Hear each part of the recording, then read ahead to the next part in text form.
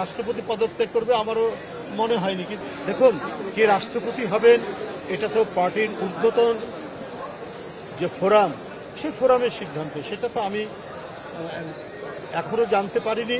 তারা নেবেন, যখনই নেবেন আপনারা বুঝতে পারবেন। আপনারা তো অনেক ঘটনা আগেই জেনে যান।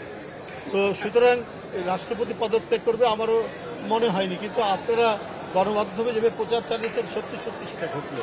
দেখুন, উনি যেটা বলেছেন তার স্বাস্থ্যের অবনতি, তিনি গুরুতর অসুস্থ হয়ে পড়েছেন, এই কথাটি তিনি তার চিঠিতে লিখেছেন রাষ্ট্রপতি। তো সুতরাং আমরা ওইটুকুই জানি, আমরা ওইটুকুর মধ্যেই থাকব যে আমরা এটাই জানি। যদিও গণমাধ্যমে নানা কথা বলা হচ্ছে যে তিনি শেখ হাসিনার সাথে যোগাযোগ করেছেন ইত্যাদি ইত্যাদি, কিন্তু সেটাকে আমরা জানি না সেটা আসলে কি ঘটনা। উনি যেটা লিখিতভাবে গণমাধ্যমে সেটি জানিয়েছেন, সেটি হচ্ছে তার গুরুতর শারীরিক অবস্থা, অবনতি হয়েছে।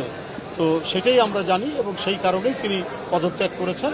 আমরা এইটুক পর্যন্ত ধরে নিতে পারি। সেই বিষয়ে এখন আমাদের দলের সিদ্ধান্ত। আমি তো একটা ব্যক্তি মানুষ, আমি আগেও বলেছি এটা তার কালেকটিভ ব্যাপার। যে রাষ্ট্রপতির ব্যাপারে কি সিদ্ধান্ত হবে এটা দল সিদ্ধান্ত যখন নেবে, তখন নেবে, কি নেবে সেটা দল জানে। উচ্চতর নীতি নির্ধারণী ফোরাম আছে, নির্বাহী কমিটি আছে, সেটা দলের বিষয়। আমি ব্যক্তি মানুষ হিসেবে, দলের সিনিয়র যুগ্ম মহাসচিব হিসেবে শুধু ওইটুকুই বলি যে তিনি পদত্যাগ করেছেন তার শারীরিক অবস্থার অবনতি হয়।